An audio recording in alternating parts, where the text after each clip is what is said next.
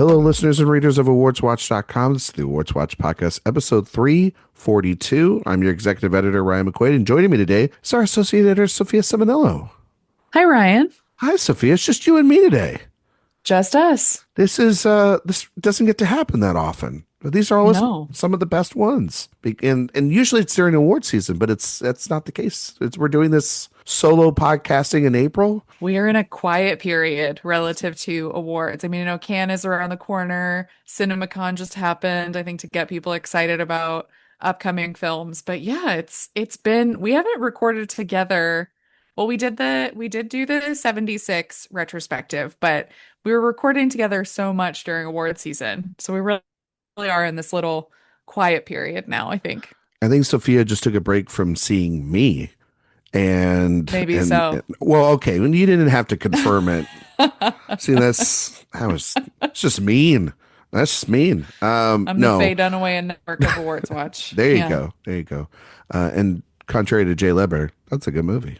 It's a great movie. Anyway, we're here to talk about Mother Mary, the latest film from A24 and David Lowery. We're going to do that in a minute. But Sophia did mention that last week in the crowded convention center halls of Las Vegas. Sophia, do you like Las Vegas? If you can imagine Diane Keaton's character in Something's Gotta Give in Vegas, that's how I would be in Vegas. Okay. So the answer is no. No. Couldn't see you Not ever a Vegas going there. girl. No. Have you ever been? You've been, obviously, right? I've been to Vegas. It's yeah. It's a short visit place, I would say. Kind of like, like in Honora. You stay there for a weekend and you get the fuck out of there. You know what I mean? Maybe not with a Russian billionaire as your hopefully son, not. as your, yeah. Or not. I mean, whoever, hey, I'm not going to, if that's what you want, go right on ahead. But anyway, CinemaCon happened. And there was a lot of announcements, a lot of films, a lot of CFOs and CEOs talking about theatrical windows being open more and less direct-to-video and the idea of saving cinema. There was Christopher Nolan, there was Steven Spielberg, there was Tom Cruise, there was your favorite Alejandro Gonzalez Iñárritu, there was the Marvel presentation, there was all these different giant studios coming together to talk about cinema. And obviously, there wasn't like someone like Netflix, though. Like there was the reports that Sarandos is talking to some of the theatrical distributors about a more robust theatrical presence. This is post losing out on the Warner Brothers deal. I was thinking it was like the head of AMC sounded somewhat optimistic in that interview. It was a really interesting read over at Deadline if you wanted to give it a read. Yeah. But it didn't seem like it wanted to play either way. But then there was a lot of confirming that the Paramount and Warner Brothers deal from like people like Jerry Bruckheimer and Emma Thomas, who's Christopher Nolan's wife and producer on his films, just confirming that it does seem like that's going to go through, though there's plenty of time and plenty of DOJ investigations that can derail that. Everybody said that the Netflix Warner Brothers thing was going to go through. So, remains to be seen. But there were a lot of films that were announced. And Sophia being on the show, I kind of feel like we should do a game to see what Sophia is looking forward to from these announcements, because if there's anyone that's the antithesis to CinemaCon, it's Sophia Ciminello. Like a bunch of sweaty nerds in a room watching trailers is not what I think of when I think of Sophia Ciminello. But I do think of cinema when I think of you. Just not the con. Right? Just not the con. Well, maybe. I mean, it's not the kind of convention. Would you go to a convention? It's like what would be the convention that you go to? I have been to conventions for work before for my day job. Yeah, but not that. No, I'm talking about like for pleasure, because some of this is work for people, but they're like enjoying the hell out of it. I mean, I feel like you're asking me like the question, the premise of Eternity, the film with Elizabeth Olsen. It's like, which would you pick? Which con would you go to? I mean, if CinemaCon wasn't in Vegas, I would be curious just to see. But what if it was like in Fort Lauderdale? Like, what are you talking about? Like, what's the location for this? If it was in, but I was just gonna say if it was here in New York. But then again, I don't really. Well, you have New York Comic Con. Yeah, You and know, I don't attend that one either. So that's going to change. We're going to get you there this year. Cross it press pass, sign off me your up. bucket list. Hmm. Um, well, like even if it was in San Diego for Comic Con, I wouldn't go there. Like if it was in Yeah. Columbus, Ohio, you would go Yeah, one hundred percent if it was back where where I'm from, from. visit my family. But yeah, no, it's fun to pay attention to from afar, I It think. does feel like honestly though, CinemaCon is perfectly placed where it is for just the Yeah, type of thing that it is. I It's think not so. for us. It's for the theatrical distributors. Well, It's for the theater yeah, chains. It's to I think get so. them excited for the films that they're going to be showing on the big screen. It's now just become a massive media thing, fan interaction, almost Comic-Con adjacent sort of thing over the last couple of years. I was texting Sophia different popcorn buckets that she's going to be buying throughout the year. Some For of them do look really cool though. Yeah, I do have to say. we'll talk about some of them. We'll talk about Okay. some of them briefly. Yeah. Um, but I wanted to go through some titles that were announced. I'm going to quick Hmm. fire on some reactions of films that I already know you have like a firm opinion on. Okay. But I wanted to get your just quick thoughts, and then we're going to go through it of whether you would want to buy a ticket to this or not. In a game I like to call Stubs or Flubs, because you are a AMC Stubs A-list A-lister, yes. A-lister. I love my And A-list. I'm a free agent right now, and I can't get AMC stubs. I would, because I used to Mm. love the AMC tickets The growing price up. is going up though, Yeah, it's like what, sadly. 28.99 Yeah, it's a about to be month? almost $30 a month. Worth it still? Still worth it for, I think, For just, where you're at, it is. yeah, for where I am. I mean, I get to go to the greatest IMAX in the country Okay. for nothing, Here's basically. let me just pick up that humble brag that you just Yeah. dropped right there. Yeah. So that makes Um, it worth it. it's not a bad it's an interesting theater though. Hmm. It's the theater that when it was flooding in New York, uh, because a lot of the theaters are below, right? Hmm. The We IMAX were is above. panicking. Yeah, Yeah. I was panicking because I was just Hmm. like, wait, how are they going to clean all that? Our Um, beloved AMC Lincoln Square. I think Yeah. I'm going to end up being a Regal guy because I don't have a choice. Okay. Because I don't have any. Yeah. Yeah, I mean, Regal's like second best option, I guess. They just have Pepsi products, so That is I the have to real. pick AMC. It's the, Thank you. I totally agree. Like Pepsi products is a no go. Hmm. It's like it's discount. It's like would you rather have a Coke or a Tab? You know what I mean? Like who wants to Yeah. have Tab? Or like when you go to your local grocery store and they have like the knockoff versions The of generic yeah, like because we have HEB down here grocery shopping. It's Diet Dr. B instead of Diet Dr. Pepper. Dr. It's B. like the That's it's like the good. like that guy never went to medical school. You know what I mean? Dr. Pepper did. All right. A lot of big titles. Some summer Hmm. titles too, but you're not going to be here next week when we do a summer preview. So, unless you are going to be here and I will be away. you'll be away. Okay. Um, there was a new trailer for The Mandalorian and Grogu that released. Stub or flub? Hmm. Flub for me. Okay. I just You're out on Star Wars. You hate Star Wars. I'm not out on Star Wars. I just like I like my old school Star Wars, and I just don't know what this is going to be. And I think the reason I say flub is because I didn't see a lot of confidence or hear a lot of confidence from people who were there for this extended preview. Yeah. So, yeah. By But the way, when you little said baby Yoda is really cute. I like my old Star Wars, man, that sounded like you were like an old Star Wars fan on their lawn. I like my Star Wars old. Well, I've Mm, already been compared to an old person by me yeah. multiple times already, so it's just going to keep going. Okay. Um, Supergirl. Stuff up. Flub, I we're heard gonna this stay was rough. consistent here. Yeah, I love my classic Supergirl with Faye Dunaway and Brenda Vaccaro. This isn't a drunk Peter O'Toole. Like we don't have this here.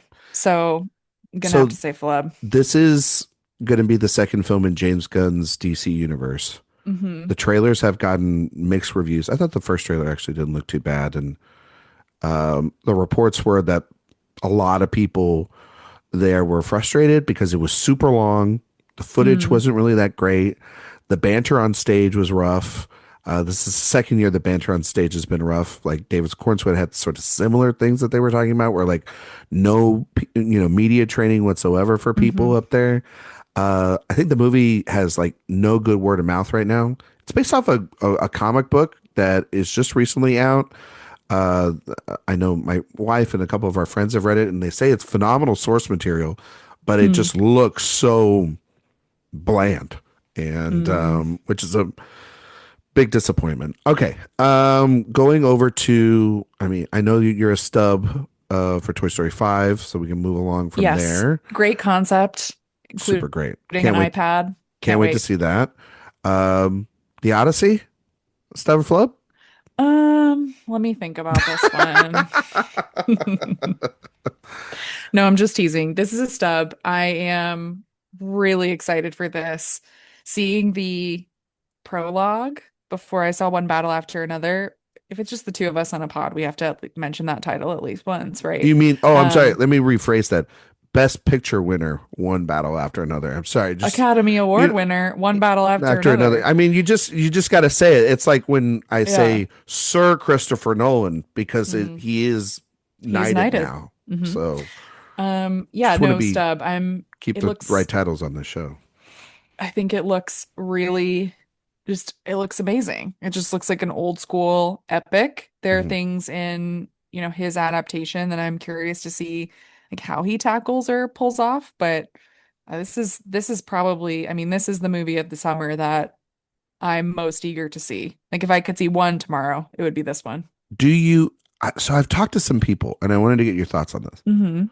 Some people have said that, and I was seeing a video from the Angler and reading some box office projectionists, thinking this could be the highest grossing film of the summer. I don't think that that's right because we have a Minions movie and a Toy Story movie coming out. But of the live action features, easily could be that, right? I think so. I mean, Maybe the Spider-Man movie is could bump it. I feel like Nolan is more of an event than Spider-Man. Call me crazy, maybe, but I feel like that is going to draw a lot of people in. It Mm, also has the IMAX screens it and does. that staying power. But I mean, you can't doubt what the Minions can do around the world. I think live action speaking, it has the best chance. Hmm. If we're going to talk Yeah. about the best live action film, because Yeah, even I think so too. Oppenheimer, and Barbie, that was not the highest grossing films of that year. That was, I believe, the Super Mario Brothers first film was the highest grossing film of 2023. So now, of course, that wasn't in the summer. Both of those movies came out in the summer, but I believe a Minions movie did come out that summer, if I'm not mistaken, or something. I think so. And there was it, but it was a pretty big deal. Those two But films Barbie, I dominated think, was number one overall for the whole that year year. I over think so. Mario. I thought Mario made like a billion plus. I think Barbie was more. Let's Okay, double check. maybe I'm We're wrong gonna about that. double check. I just when in doubt, I go with the animated films because it's usually the animated films. We never get live action films that were number Yeah. one. Was it Barbie? Barbie number one, 1.4 billion globally, and Super Mario 1.3. So very 1.3, tight. very tight. Okay, awesome. Oppenheimer number three. Number three, right there. There you go. And one day it will get over that $1 billion mark. Just because they're Hmm. going to re-release the shit out of that movie. Um, Dune Part Three, stub or flub? I'm gonna say stub, Uh but huh. I will say that I think I'm lower on the Dune films than most people. How did you But feel I about the online reaction to it? Because it felt like you were right back into award season for a hot second, didn't it? Yeah, see, I'm not on Twitter anymore, so I didn't see some of that, but I did see the polls in the trades about it feeling like Saving Private Ryan and Lord of the Lord of the Rings. Rings. That, of course, is always going to feel like hyperbole, but that kind of reaction does always happen at these sorts of events, When are we going to stop cons, comparing festivals. things to Lord of the Rings? When are we going to do that? I mean, never. I think it's just going to keep people like comparing things to past But seasons, like whether we did it it, holds weight or not. we didn't do it, but people did it last year with Wicked. That didn't work. Yeah, People did it sure, with Doom Part 2, and that didn't work. And people are going to do sure. it again with Doom Part 3. They will. And I think, the only place where you really can is you can say like it is the conclusion Yeah. to a trilogy. Or Um, Villeneuve's vision his of that version, right, story. Yeah, exactly. Paul's Since story. Yeah. yeah, it's especially different though since he split Dune. That's just the one book, the first book into Mhm. two movies, and then this is theoretically off of, Dune Messiah. But I liked part two better than Dune. Yeah. So he could keep just going up. So I'm cautiously optimistic about the next chapter in the Dune saga, but yeah, I'm just not going to be the most enthusiastic for these just because he's just not a director that always works for me like he does Yeah. for everybody else. Digger, stub or flub? Where are you at after the announcement of a full trailer where it sounds like Cruz has got full makeup on, fat suit? Saw some people compare him to looking like Jerry Jones, the Cowboys owner.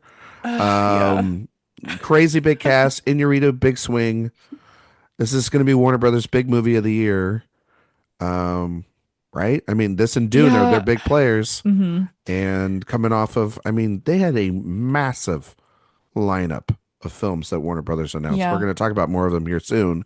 hmm But this was big. It was Cruz, Inarritu up on that hmm stage. The trailer was mixed. hmm Were you, after all hearing all this, stub or flub? It feels like a setup for me to talk about an Inarritu movie. I'm just gonna say it, but I liked Bardo more than I thought I would. Love Bardo. So Yeah. he is not in director jail for me. I'm gonna say stub. I Okay. will. All right. I might be going in. But I don't have high expectations. I'm just right in the middle on this one, Okay. thinking, with my past with his films, it could go either way, but I don't know. I want to see it. That's my thing. It's like I will get a ticket for this. It's not one of those where I'm like, maybe I'll skip it. That's not how I feel about this. Like I'm just so curious to see like especially the cruise of it all because he doesn't make movies like this really anymore. We're so used to seeing him in the Mission Impossible zone right now. And yeah, I'm curious what he does here and how that will be received too. I'm And very John curious. Goodman is in it. Yeah. John Goodman, Jesse Plemons, Riz Ahmed, Mhm. Sandra Hüller. Good cast. What an insane cast. Yeah. Yeah. You'd be crazy not to want to see that film, even if it hmm um, could be a disaster. Um, I got to ask you, I'm just going to ask you about an entire studio. Okay. Will you see any films from Angel Studios? Stub or No. flub them, including, obviously, young George Washington on July 4th. Will you watch Young Washington? Sophia Ciminello on the 250th, right? 250th anniversary of our hmm country. Will you be patriotic, Sophia? Will you salute young George Washington? See how he chopped down that cherry tree on the big screen? I will not. I'm gonna flub this and I would I pay will so much money to see you see that film. I think Jay Ledbetter should see this, but I am not going to. Okay. All right. Just a flub in general to Angel Studios, hmm I assume. Yeah. Angel Studio flub in general. Gotta admit, them having a large theatrical presence and making films with stars, hmm um, kudos to them.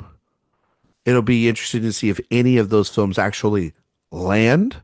hmm I'm not saying I'm stubbing any of these things. I'm just saying, hey, it's gonna get a certain section of people back to the movie theater, that love propaganda. More power to them. If I'm sure those films are cheaply made. Speaking of a film that's not going to be cheaply made, Doomsday, Avengers Doomsday. Sophia, I know you are anticipating this more than just about anybody I know. And they had a big hmm presentation in the middle of the Disney, or that was the end of the Disney presentation, Yeah. was your guy Kevin Feige Mm-hmm. with his baseball cap on, Mm-hmm. indoors, Yeah. walking up on that stage, and your two guys, Joe and Anthony Russo, walking up there as well, Mm-hmm. introducing Academy Award winner Robert Downey Jr. Mm-hmm. as Doctor Doom, and then Chris Evans as Captain America walking back up there, kind of mimicking a lot of their Civil War banter Uh-huh. that was didn't work for me then and didn't work for me now. Honestly, also continuing their awkwardness up on the stage from the Oscars when the last time we saw Yeah. Downey and Evans, and showed the trailer not once. Oh no, couldn't do that. Had to show it twice. And Mm. so Doomsday is official. Dune and Avengers Doomsday will premiere on the same date. They're not moving it. That's Honestly, so crazy. kind of crazy. I was telling this to the wife the other day. This isn't like Barbie and Oppenheimer to me because Barbie and Oppenheimer had something for everybody. Mm-hmm. It had something for boys and girls, young and old, two different types of films. These are two sci-fi action films, Yeah. sort of epics being put up against one another. One being more of a comic book movie, one being more of a traditional sort of awardsy, Mm-hmm. sci-fi film. That being said, we know you are the Marvel expert at this podcast, and I gotta Mm-hmm. ask you, stub or flub for this bad boy? I thought you were gonna make me name the Infinity Stones. Um, That's a later quiz for a later time. Great. Yeah, I am more likely to rewatch the Kevin Feige reaction clip when PTA won the DGA probably than seeing this. That will bring me more joy. No, but in all seriousness, these films, especially this film, I'll say, like I'm not going to say that about every film in the MCU because I do think there are some good ones in there, but with Doomsday, this is fan service and I'm not a fan. So Are that's the you simplest way I can put it. more inclined to see the Spider-Man movie or want to see the Spider-Man movie, which is a continuation of that last one, than you are to see the Avengers Doomsday thing? Definitely. Yeah. I'll see Spider-Man. Spider-Man also is those are more fun. Fun. Yeah. And I mean I'm always going to be more nostalgic and wanting to watch the Tobey Maguire Spider-Man Yeah. films from my youth, but I'll Simpler see times. that. Yeah. I think Doomsday also like I just don't think it's going to be a good use of my time. I haven't To, watched all of the TV shows. I haven't seen all of the Marvel movies. I'm not just and I they're just not really my thing. So we're gonna also be in busy time in the the winter, fall, I like winter how when we're you're like catching you up. I like how like maybe one of the biggest movies of the year, you're like, I don't know, kind of wait and see. Like I think that listen, we're all gonna see it. But for the purposes of like if I had a choice to see this thing, which is kind of what the game is, I would not see this movie because I have no idea what this movie is supposed to be. Yeah. The thing about, and then the news that I told you when we got on the podcast, which is that they are going to re-release Avengers Endgame, your favorite movie of 2019, and they're going to put new footage in there that ties this thing into Doomsday. Hmm. I think that Marvel has been off the rails. What does this all mean? What is like the point of any of it anymore? If Yeah. not to just continue to make money. And guess what? Audiences have started to figure that out. Like Hmm. Fantastic Four and Thunderbolts did not do a really great job last year. Um, I mean, Spider-Man's going to make a crap ton of money. Spider-Man movies just do that. They're like Batman movies. They never fail. They don't even have to particularly be that good. It's Tom Holland, Zendaya. That trailer alone broke trailer records. And I'm assuming the Avengers, Doomsday trailer, once it's online, will because it's got a bajillion people in it. But from what I read, a lot of it is like recycling the Thanos storyline of like, this is the most dangerous person and we all have got to get together to stop it. And if that's the case, it's like we're just doing the same thing over again with Hmm. the same people. And if I'm going to see a maybe lesser sequel to a film that I thought worked better the first time and was a much more enjoyable experience that has the same writers and directors and most of the cast coming back, I will spend my money on The Devil Wears Prada 2 before I will spend it Hmm. on Avengers Doomsday. And that's also like, just like, it feels weird to have a Marvel movie at Christmas time. Yeah. I'm That much more just feels interested like in Werewolves from Robert Eggers, yes. or I mean Dune Part 3, which I would Hmm. stubs the shit out of it. I didn't like Dune Part 2 nearly as much as you or others did. I mean, Hmm. to be clear, we didn't like it as much as others did, which thought it was like a masterpiece. But Villeneuve talking like this is sort of his end point of this. He's going to hand off the franchise. He's talked that it's more of a political thriller than a war Hmm. film, which is very interesting, which Yeah. I kind of like the behind the scenes, more of the Bene Gesserit, Lady Me Jessica, too. That's why I liked um, the second one so much. all the eyes and the knives out for Paul, Atreides in there. That could be very interesting. Robert Pattinson looks incredible. So that's the film. If I like with Barbie and Oppenheimer too, those were two movies I desperately wanted to see. There's only one film really on that date right now that I would want to see. And if they made both of those screenings on the same night, I'm going to Doom Part 3 in the IMAX. And I think I think a lot of people will do that. I think also, like, one of the things we can say about Dune Part 3 is that we know it's going to be well made. Yeah. Like, we know that there's going to be a high level of craftsmanship, the performances are going to be interesting. We can't say that about Doomsday right Yeah. now. We can't. Did you hear also about Marvel's attempt to get premium screens back, which is that they are creating some sort of like new theatrical experience, which basically just sounds like a Dolby Atmos regular screening that they're going to charge $30 and basically lie to people to get money. Did you read about that a little bit?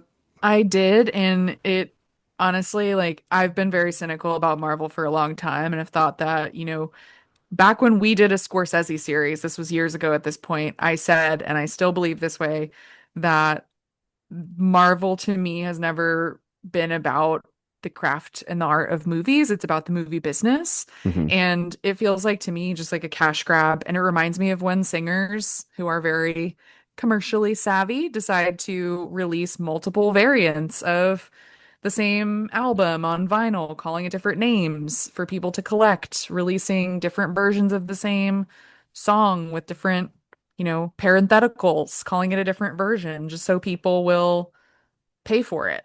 And that to me just isn't art. Yeah, it's very capitalistic, and Yeah. You're it. getting Yeah, spicy takes from me on this segment I love today. it. I love it. This is what Hmm. I love to see. Okay, I'm gonna go through some other films. We can quickly Okay. go through these. There was a lot announced this week, so Okay. Stubber Flub, Paddington 4. Stub, stub, stub. I will see 100 Paddington movies. There we go. All right. Stubber Flub, Everybody Wants to Fuck Me, which is the Taron Egerton film that is about like, I don't know, he hits his head or something, and then everybody in the world, every woman, not every man, that was the thing that it caught me. Every Hmm. woman in the world wants to have sex with him. Stubber Flub. Flub. It's like a horror movie is what it's being sort of framed as, not a romantic comedy either. But like a Well, thriller. I'm gonna say flub still. Okay. That concept just doesn't interest me. I'm going to say this, and this is the nicest way I know how. With that title and that premise, I don't buy it with Taron Egerton. That's a flop. Ink, Danny Boyle's film. It's moving to 2027. We thought it might be this year. They saw a Hmm. trailer for it. I heard the trailer looked incredible.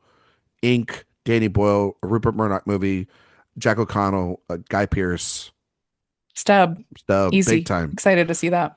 They are going to try again to remake Escape from New York. Stub or flub? Flub.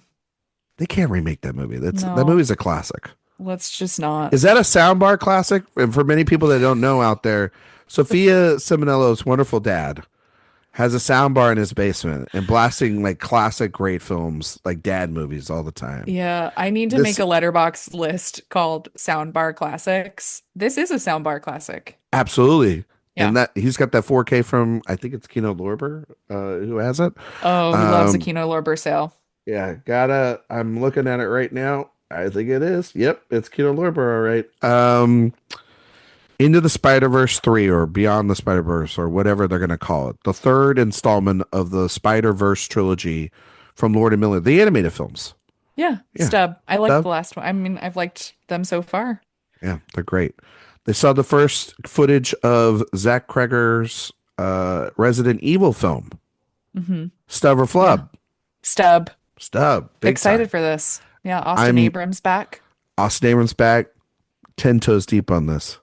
Yeah. I'm excited for this thing. I do not know anything about Resident Evil, and I don't care. Like Yeah. I'm That's how I played feel too. played the game a little bit. Those movies with the other Paul Anderson, I Mhm. heard all those things stink. But and I might watch them before this movie comes out. But he's got like a full Kreger, sorry. He's got a full on right now, yes, by Mhm. they're gonna make a Legend of Zelda movie. It feels like video games are taking It's over. coming back around. Hmm. Stubber Flub. Are you a Zelda person? Well, you weren't a I'm game not. person, Do right? you think I'm a Zelda I person? don't know. No. I could feel like you were Uh, more Nintendo than like PlayStation. the listeners don't need to hear my childhood lore. Video I games, don't know. I thought not you had playing like a them. Game Boy or something. You know what I I did mean? not have a Game Boy or a Nintendo. But I'll Oh, sounds like a that sounds sad. Do you need me to no, it get? wasn't sad. We can get I somebody played out there get outside her a a lot. Wii too.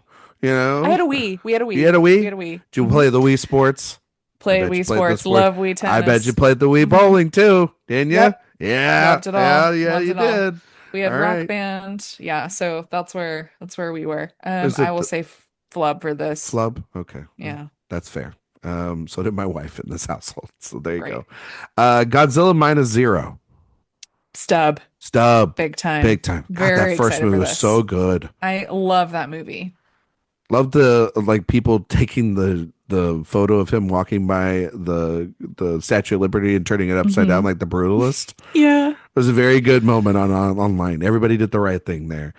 All right, Sophia. Next up, The Nightingale, which is with the Fanning sisters. Is a Yes, the book Fanning sisters. I just bought this book because Hmm. I was like, so when I buy books, a lot of the time when I'm buying books now, if I'm not confident in it, the first person I go to is Sophia because she knows her shit. And I asked her about I'm a this big book reader. Yes. because there were people in my office that were reading it, and go Hmm. you trust the source, you go back to the source.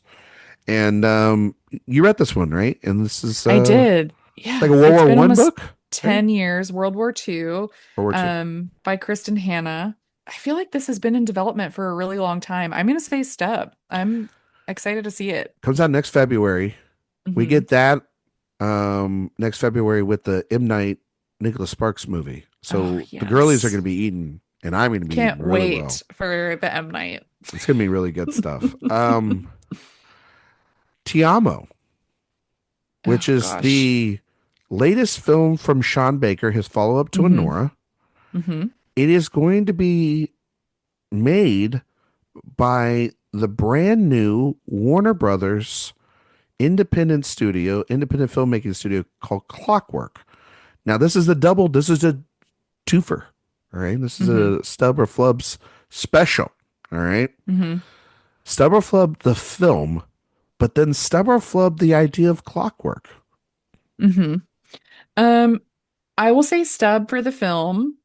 I think, after Nora, I do want to see what Sean Baker does next. And this is a supposed love letter to 60s and 70s Italian sex comedies. So we'll see what We'll that see looks what like that from looks him. like. Yeah.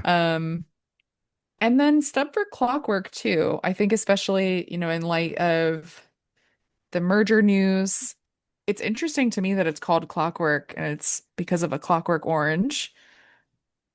It's Call very it Barry interesting. Lyndon or something instead. Call If it you're gonna Odyssey. pick a Kubrick. Call it Odyssey as their 2001: A Space Odyssey. Hmm. And, Shining.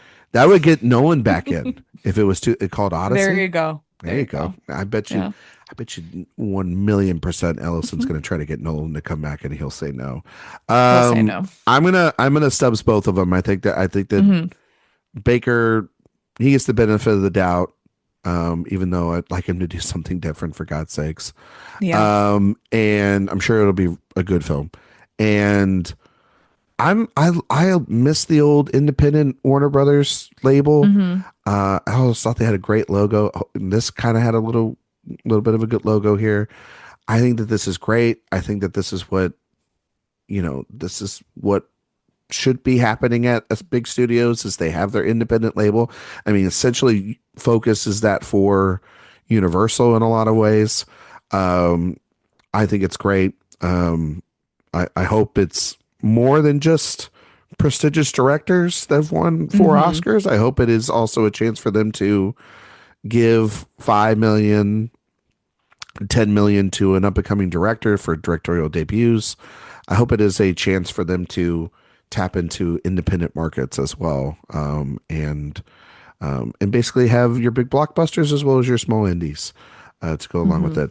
A Place in Hell, which is the Michelle Williams, Daisy Edgar Jones, Chloe Demont film. It's like a legal thriller from Neon. It's coming this Christmas. Um, I'll say Stub because it's a legal thriller mhm. with Neon, but Daisy Edgar Jones, not one of my favorites. And I did not like Fair Play, I Chloe thought DeMont's last you film. didn't like it. No. Okay. I love Industry on HBO, and I think if you like Fair Play, watch Industry Okay. because that's just a way better version of it. Phoebe Denver also not for me. I need to watch Industry. I still haven't watched it. It's so good. I gotta find a new show to obsess over. So maybe Industry is the right one to go to. Hmm. It's got like what 4 seasons. So Yeah, it's uh, and Marissa Abella is in it. Kit Harington is in it now. It's great and it's evolved quite a bit over the years see, into I different always just seasons. thought it was going to be like Billions or Succession, Mm, and it's kind of feeling like it's its own thing now. So, it which has is that exciting. flavor, Yeah, but it's also younger, which I yeah, like. Yeah. yeah. So I'm willing to give it a shot. I just had to find the time. Got Hmm. through some other shows, and now I can watch this on my spare time. The End of Oak Street, which is a movie we might be seeing fairly soon, given the tea leaves out there in the world. Who knows? The End of Oak Street. Uh, Deborah Flub. Flub. Did you watch the trailer and you didn't like it? It was fine, but I he is still in director jail for me.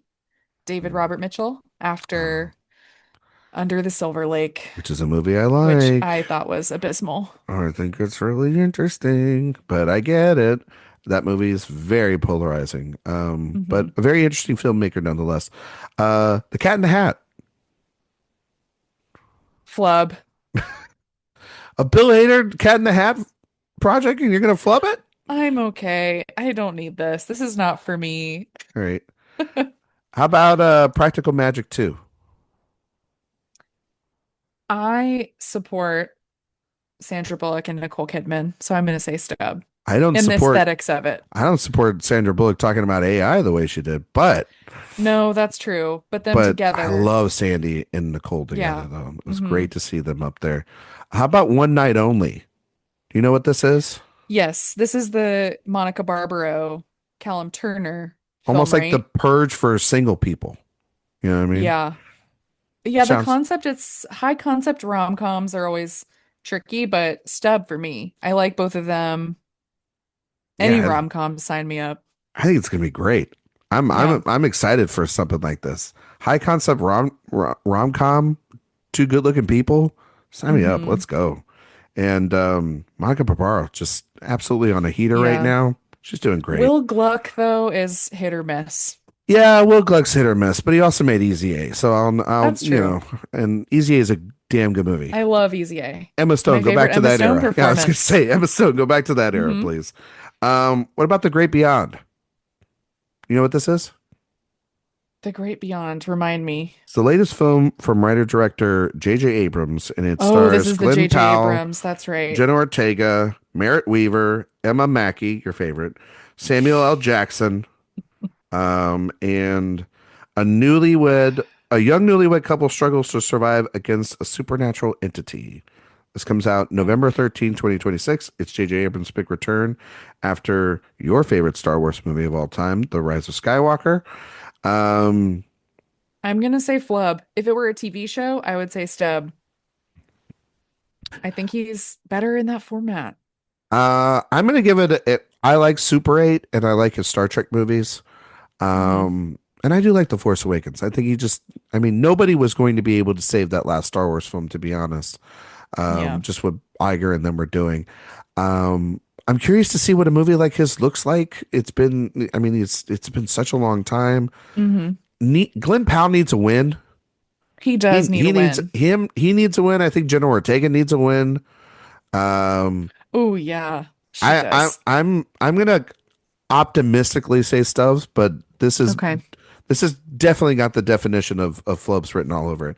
Hmm. Snoop and Martha biopics, separate of course, but they should combine each other to make a cross in the third act. By the way, um, I'm I mean, stubborn. I'm stubborn both of these, yeah, especially the Martha one, because if the yeah, Martha because one's Kate true, Blanchett. it's Kate Blanchett playing it. Yeah, it's Yeah, crazy. yeah, I need that. That's her third Oscar. I'm generally, Should be her fourth. anti-biopic, but yeah, Um, I'll say stub for both of these. I'm just okay, curious what they would look like too. couple more real quick. Werewolves from Robert Eggers. Stub for Stub. sure. Verity. Stub. Can't wait. This book is deranged, and I can't wait to see Anne Hathaway in this role Okay. as the titular Verity. That That's is the woman's name. You got to be fucking kidding me. Nope. Do you think, by the way, going back to the Nightingale, that author who has like a million books, what's Uh-huh. her name? Kristen Hanna. Is she gonna maybe, if that movie becomes successful, become the new Colleen Hoover, or is just Colleen Hoover just accessible with the trash that she writes? Colleen Hoover is quite prolific and she also has a huge book talk following. So That's fair. I don't think historical fiction in the way that Kristen Hanna deals with it is the same as the Hoover verse Okay. because Verity will, I think, scratch the itch that The Housemaid did. I think it can do Ooh, very well at the box office. It's that's a like thriller, so Hathaway it's and Dakota yeah, Johnson and yes, Josh Hartnett. Yes. Hartnett. Hmm. Ooh, that's I'm excited. all It's right. like Now I you get said, fully Stubbs it deranged. too. I'm gonna see it. Hmm. You know what? I'm gonna see it just so that I can talk to you about it afterwards. Okay. Spaceballs 2? Do you like Spaceballs? I'm gonna say flub. I don't think we need This this. is such a stupid idea. This It is yeah. feels very desperate. Um, Hmm. love Mel Brooks, but no, don't do it. I play Rocky. Oh my Now God. this isn't a sequel to Project Hail Mary. This is a Oh my oh my This God. is actually in line with the 1976 retrospective that we just talked about. It's like a biopic about Sylvester Stallone making a Rocky Mhm. film. I'm gonna say flub big time on this I'm one. gonna say flub. I don't think we need this. This is giving Nick Vallelonga energy, and I'm Yeah. not willing to Oh give it. God. Um, Not Nick Vallelonga. Speaking of things you're really looking forward to at the holiday season, Ebenezer, Flub. What is going on with this? big old flub, but Yeah. also Jay Ledbetter. That review's His coming for name you, is buddy. all over it. How about Children of Blood and Bone? Do you know about this? Yeah. The new Gina Stub. Prince Bythewood Another yeah. Gina Prince Bythewood.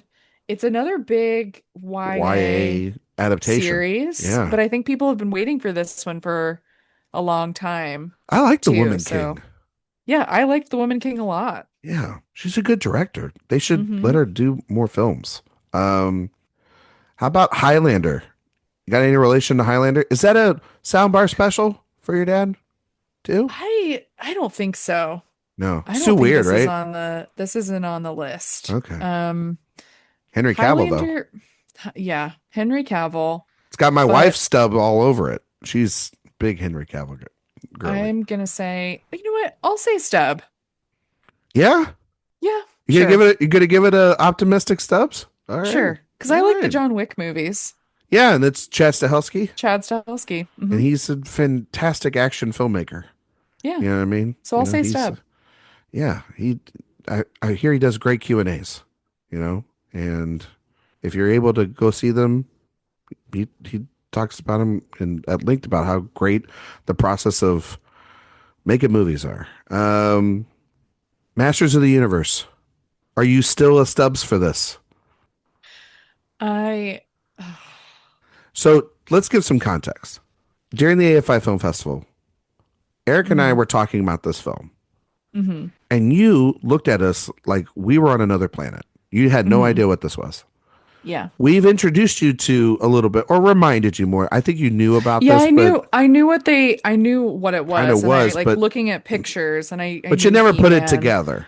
I had not put it together So that we this kind of like was the movie that was coming out. Yeah. yeah. And you kind of seemed excited about it.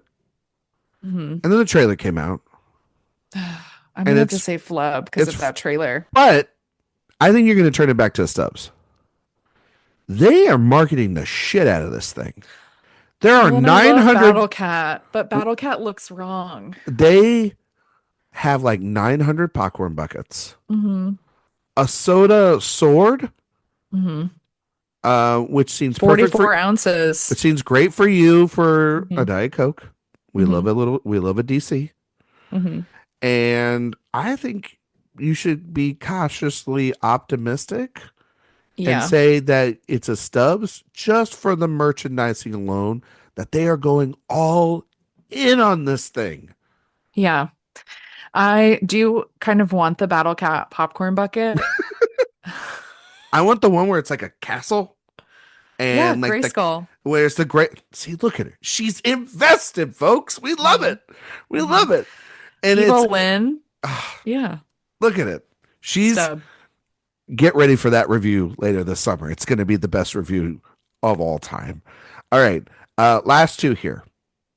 Fokker in Law. We Oh. saw the trailer for this. We knew this was coming.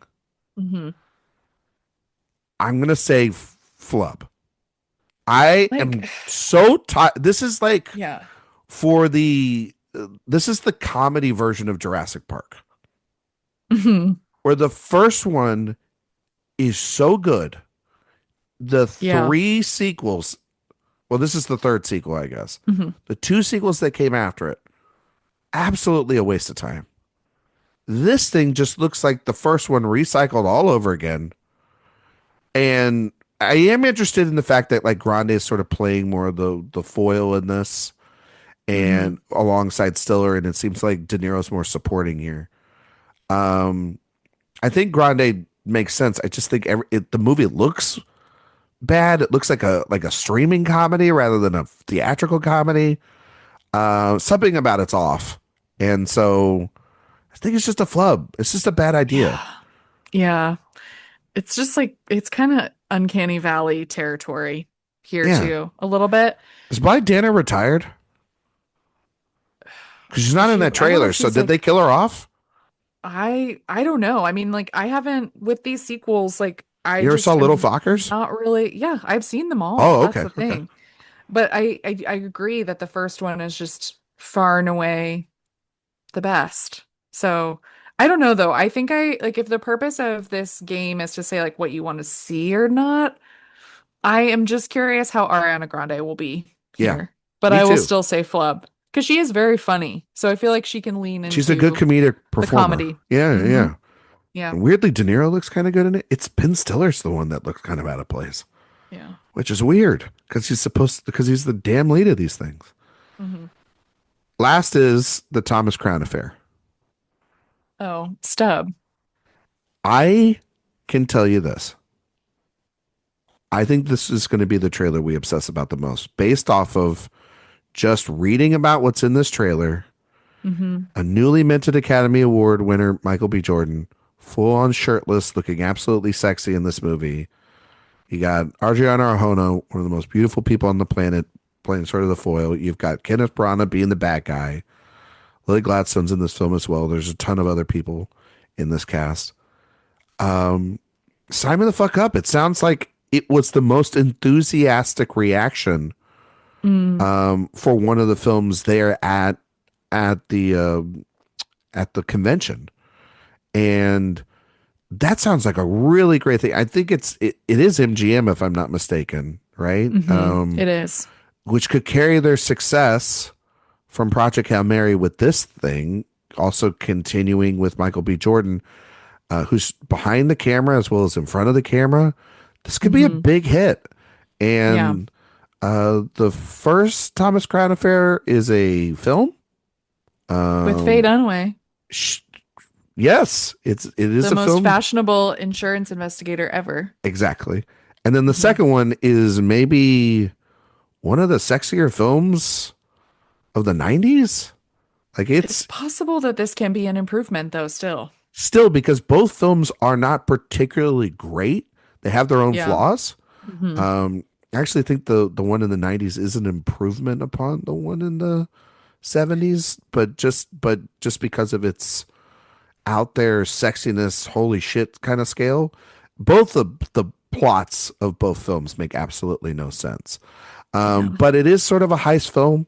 We did get a Hmm. ton of announcements of like this was coming out at the same time as we're gonna get that Oceans prequel with Margot Robbie and Bradley Cooper, Bradley which is Cooper directing. also a stubs. Hmm. If that happens, Yeah. um, there's a new Baz Luhrmann film we heard about. Hmm. Freaking On the stubs the shit Thomas out of Crown that affair too. quickly. I definitely prefer the 68 version with Faye, of course, but I think like if the what I like about those movies is that like they're very sophisticated and just feature like beautiful people and beautiful Stylish. places, Yeah. very stylish. And I think Michael B. like there's no doubt in my mind like Michael B. Jordan and Audrey Arjona will pull that off together. And I was very impressed with his direction in Creed 3. Hmm. Yeah. Using, I know he talked about like anime being a very influential thing. I think Coogler is a Hmm. massive influence on him as well. Um, I don't know how you, and I know Tom Cruise is a big influence on him. Like, and he asked a lot of questions to Cruise about when they were talking about Sinners and stuff. This could be maybe not a series for him, but very, you watch those Mission Impossible films, how those are put together, how very Hmm. stylish, how very sexy those things can be. Um, yeah, this could be a massive hit for him, and it would just, I think, continue to solidify that he is a movie star alongside Chalamet. It doesn't have to just be Timothy Chalamet in movies these days. You can have Michael B. Jordan, who, Hmm. if he's also the dual threat of something that Chalamet isn't, where he's also a director of one of these films as well too.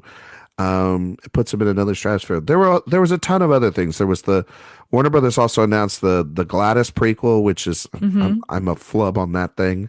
If Zach Kreger's not directing it, I'm out. Because then I just think of all the sequels that they made of James Wan titles, and I just Hmm. don't care.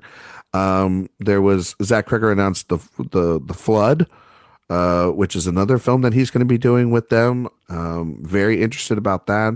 Again, 100%. And they did confirm a Nancy Myers film was being made. We saw that. Hmm. They also announced that they're doing a Game of Thrones film. Yeah. Flub the shit out of that. Like that's a TV Let's have thing. the new book instead. Do you think we're ever going to get those books? No. No, right? We're never going to get them. No. And we're No. going to go to We're our not. graves with the television show being what is the finality when Yeah. I pretty much think that that's how it was going to end. And if it's on page, it's actually going to be I 10 don't times know. worse. Yeah. Yeah. I can't, we can't talk We about can't Game of talk about Thrones right those. now. I'll No. go into a There's a full TV podcast that tailspin. happened earlier in the release Yeah. of this day. Go listen to that. Maybe they talked I about have a Game of few Thrones. for you quickly. Oh, okay. Yeah. All right. Hmm. I thought we were done, but we're gonna go No, into I the have a movie. But few. all right. Okay. All right. Mr. Irrelevant, the John Tuggle story, Motherfucker. comes out Christmas Day, Man, there's a lot coming out starring Christmas Day. I hung out all mhm, this time. David Corenswet Yeah. as John Tuggle, Yeah. the former New York Um, Giant. gotta say, I'm gonna uh pass. Hmm. Um, Cornswet looks so hot in that photo. But I'm gonna pass because it's dealing with the New York Giants, and I can't support any New York or Los Angeles team. You know my stance on this.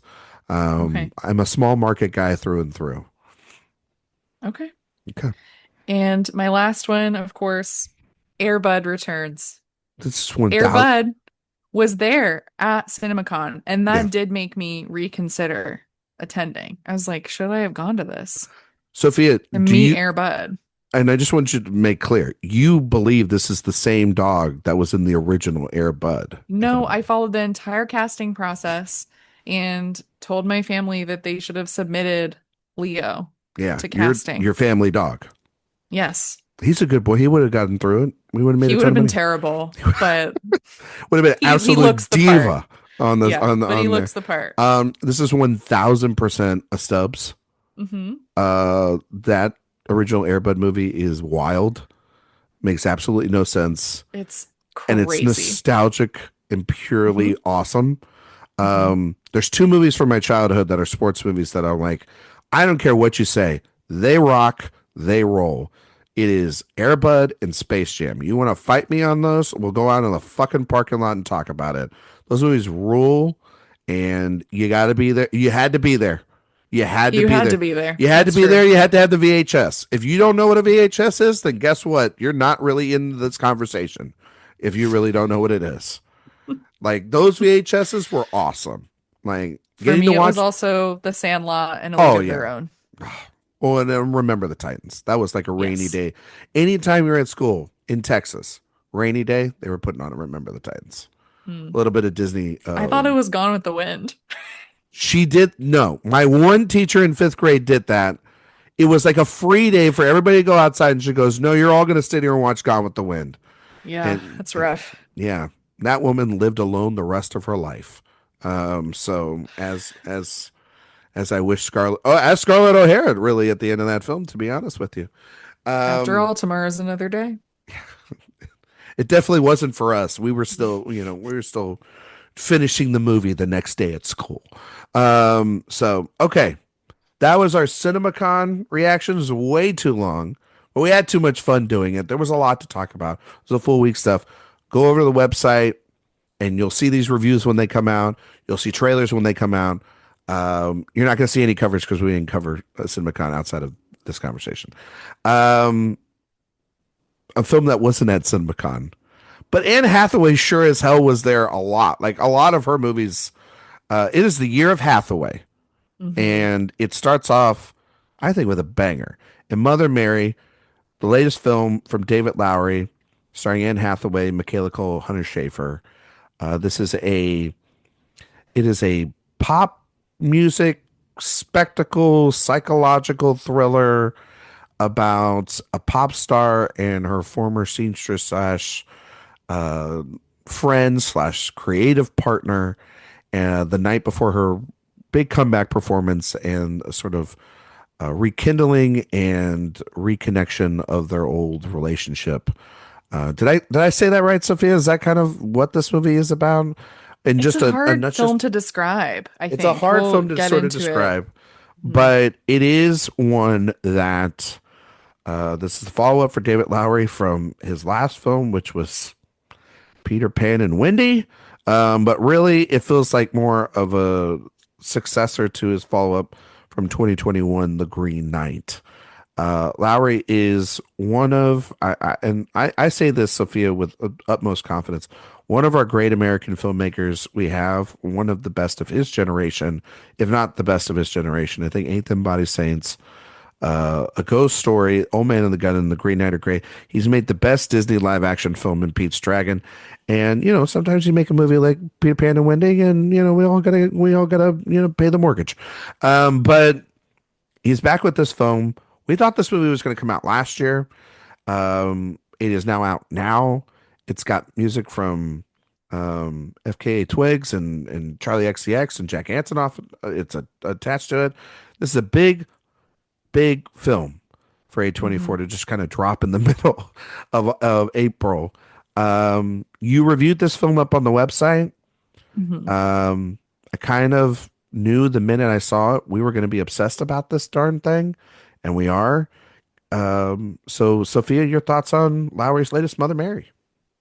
I loved Mother Mary, and it really was from the moment it started. I thought, oh, yes, a movie that feels like it was made in a lab for me. Like it just felt right. I mean, just the subject matter, like on paper, was exciting to me.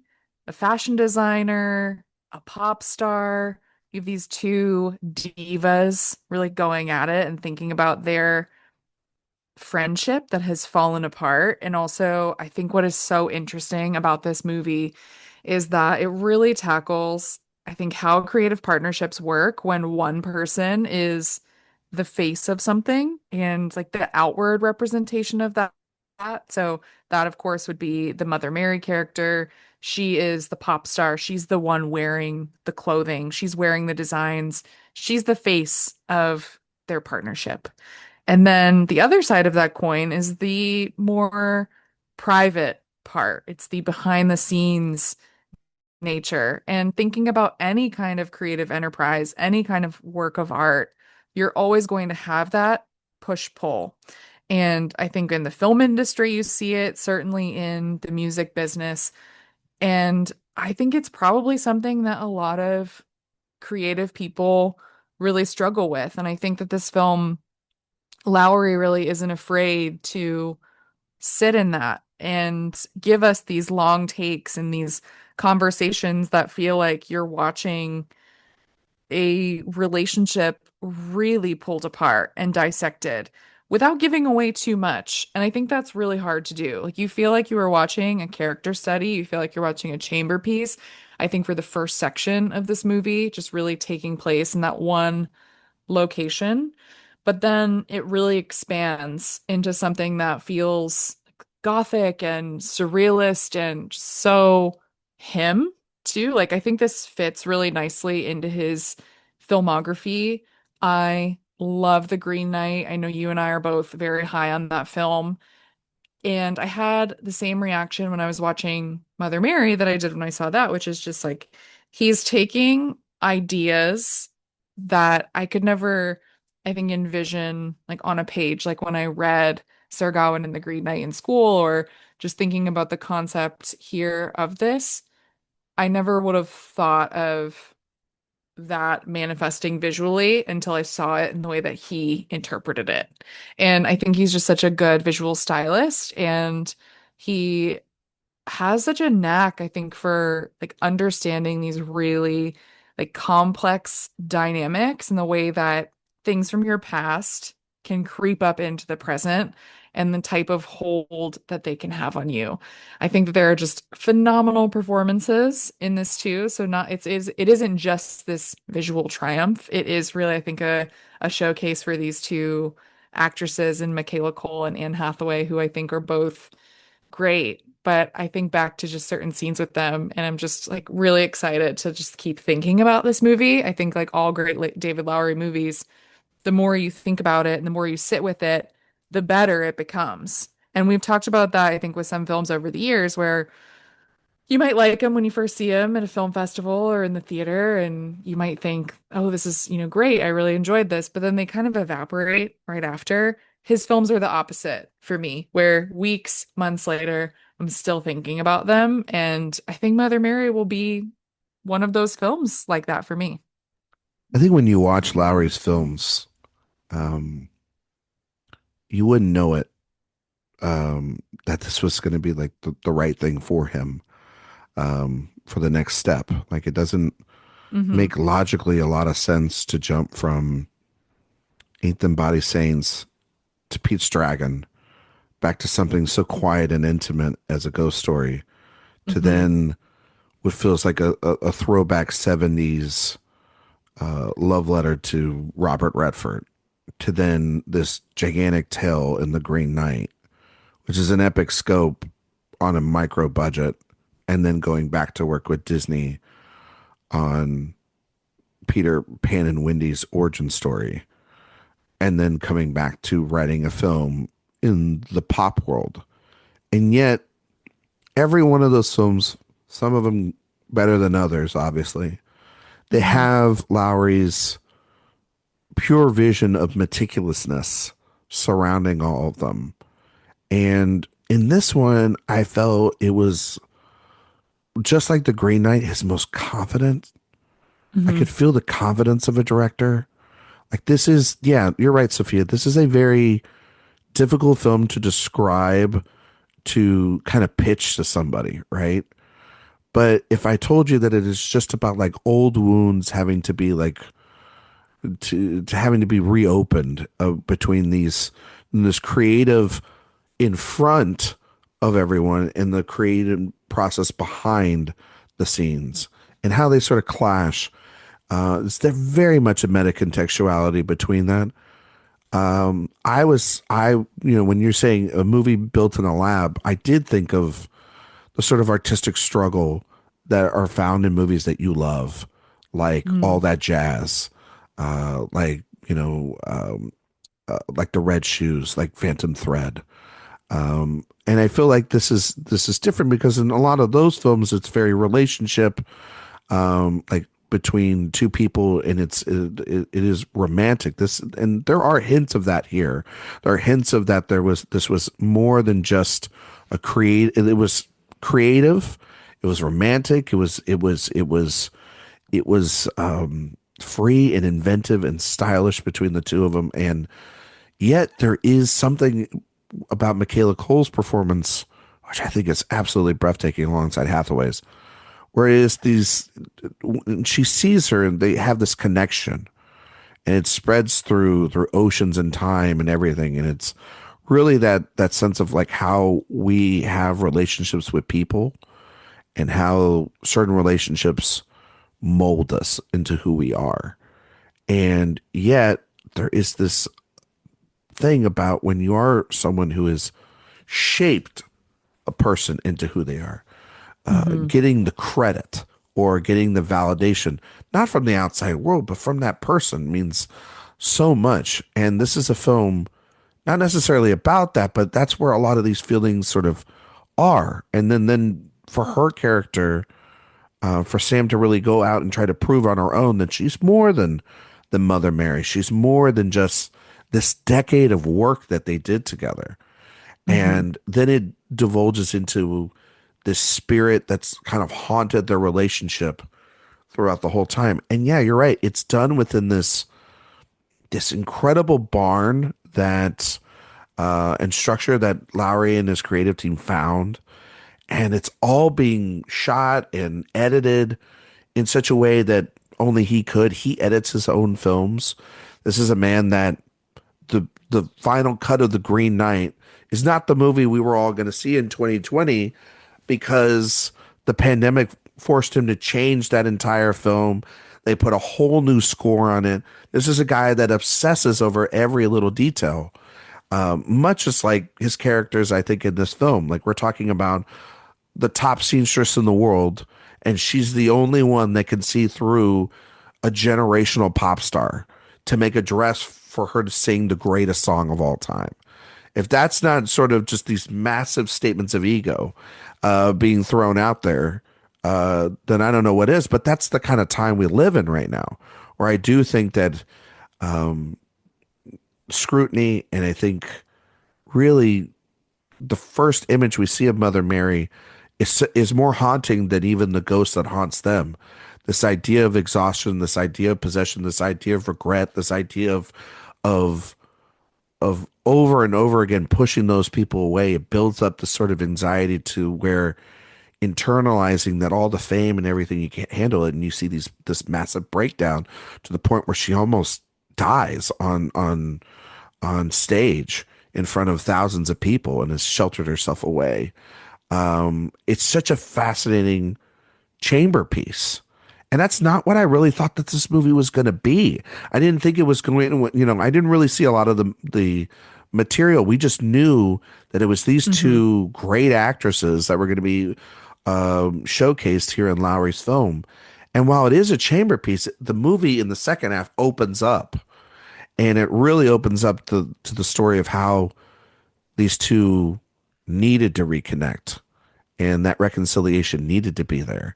And I was able Hmm. to, in the interviews up on the website, I was able to speak to Lowery, and I spoke to him about sort of the origins of this and where this whole kind of wild, macabre of a film sort of gets to put together.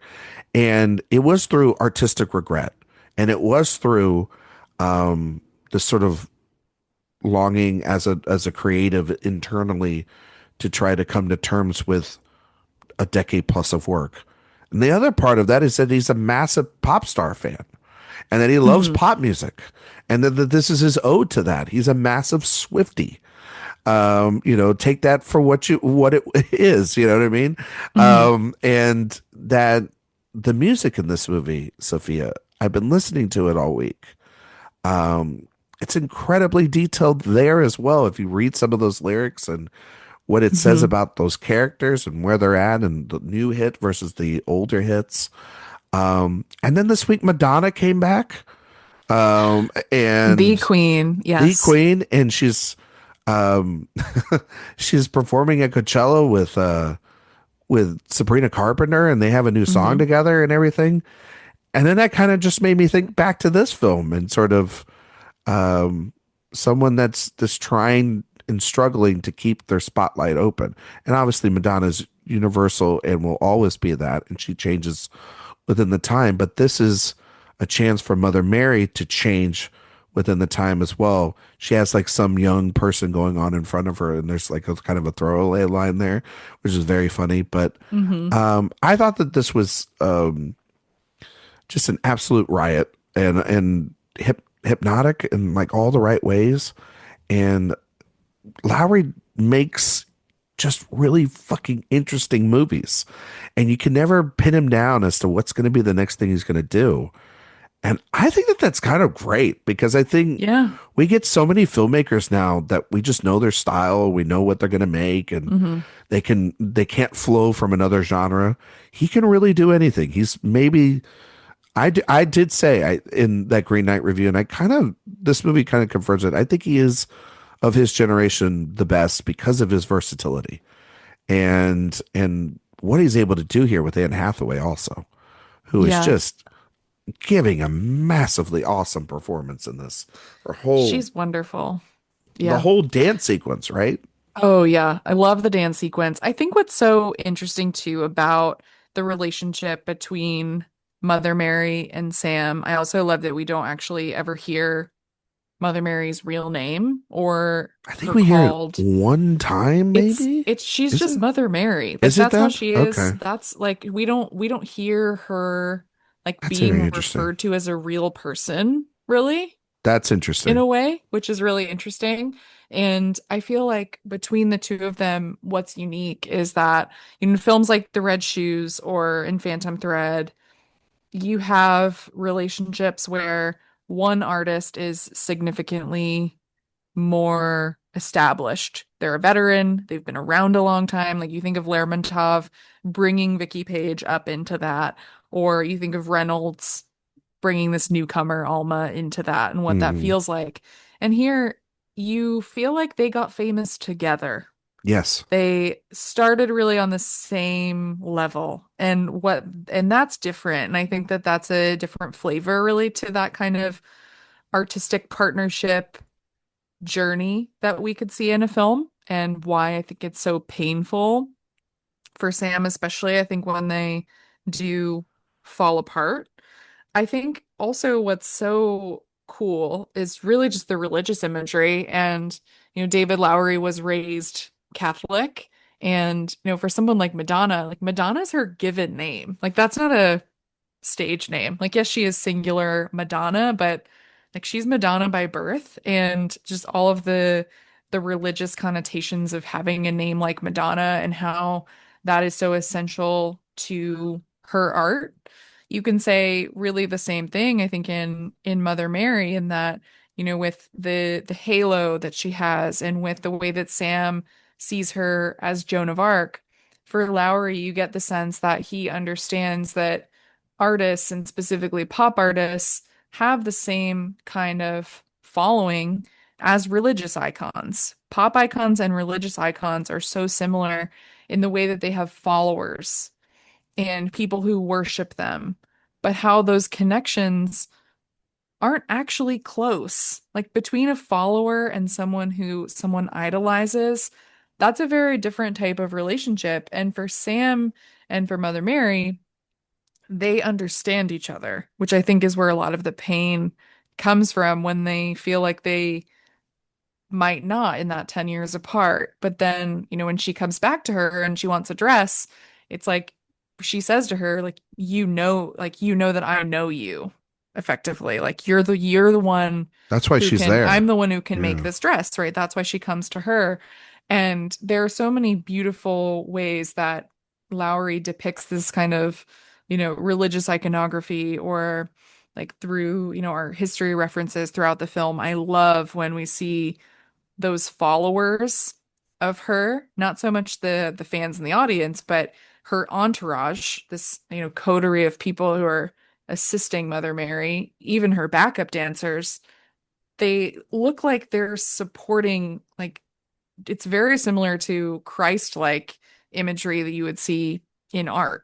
Hmm. And I think that's just such a cool thing to do because it's so much deeper symbolically than what you're actually just seeing in those conversations. And it gives you so much context to, like, how do you feel as a person who is constantly just viewed in, in Mother Mary's case, in this light of being famous, being someone who people worship and not like a real person.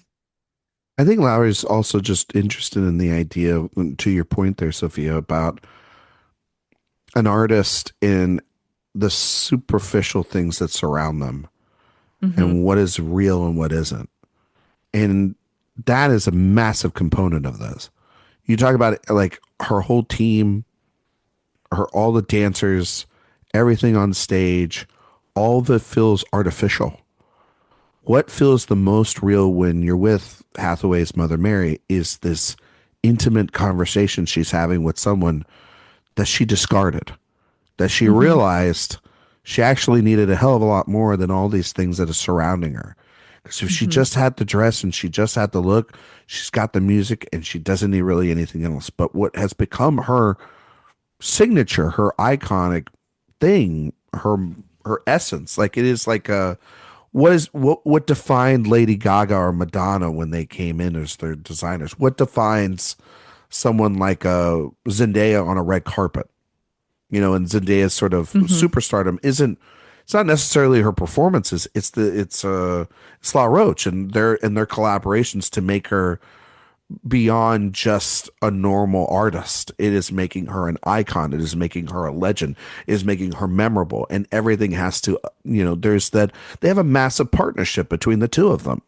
And I was thinking a lot about that. Lowry must be thinking that this is what happens when a partnership crumbles and has to be rebuilt with a sense of urgency. And Hmm. within that urgency is honesty. And within honesty is pain and literal pain, emotional pain happening. And the lines blur between the fantastical and the real within that pain, the metaphysical and the factual. And I think that that's what Lowry does so brilliantly here is he's telling the story of these two women's pain that they caused each other. And within this story lies forgiveness. And there's only one way to forgive, and that's the work is back to a one time, or maybe it's, or, who knows what the case may be. Is it one time? Is it not? Does it open itself up to more down the road, or is this just exactly the facts of what it is? Like you said, she sees this pop star, and this pop star sees this person as their safety net, as their only true person in a decades and decades long worth of relationships to actually see them. And when they do actually see each other, there's the shot at the end, which is so beautiful. And it's just this Hmm. typical Lowry sort of dreamscape fantasy filmmaking that he has, where he just really slows down the camera and focuses on this sort of like everlasting shot of the two of them. And it's so evocative. And yet, most of this film is just harsh conversations one on one Hmm. within these two people that know that there is no bullshitting each other. And then once they can rebuild just a sliver of trust, they can then literally open up wounds that the other can heal. And I think that the way that Lowery edits between the Hmm. past and the present, it's it's some of the most impressive filmmaking I've seen in quite a long time. It's very stagey and very theatrical, but it feels very cinematic. And only somebody like him who, I was reading his interview with the film stage, and he talked about that Peter Pan and Wendy, which is I feel is one of his worst films and lesser films of his filmography. That's where he grew the confidence of what he needed to do to make a film like this, to understand of like, okay, I went back to the well and I now understand like what I need and the confidence I need to make a bold film like this. And I think he absolutely succeeded. Hmm. I think so too. And I think what is so smart about the editing and the way that time moves in this film is that you get to see the contrast between who Mother Mary is as a public figure and who she is in private, stripped down, really at one of her lowest moments with Sam asking for her to make this dress. And I think when I first thought about the film, I thought it was going to be more focused on some of those, or we would have more of those concert scenes or performances in it. But I think what we have works so well because one, the songs are so catchy and fun. It's definitely that Antonoff style of pop that I think has come to define the You mean that's like all 2020s. over my playlist right now? Yeah, Like, it's so, I mean, they're so good. And Charlie XCX and Twigs are, involved too. And I feel like the pop songs are really good, but you get that high drama on the stage. And then the way that we see it too is that like you said, it's theatrical, but you get these edits of it's almost like they are physically able to transport themselves to the past. They're walking up. It's hard to describe. You really have to see the movie to feel it, but it's like they are watching this on a stage. Like they're watching former versions of themselves. They're sort watching of things play transforms, out. yeah, the space Hmm. that they're in, this large barn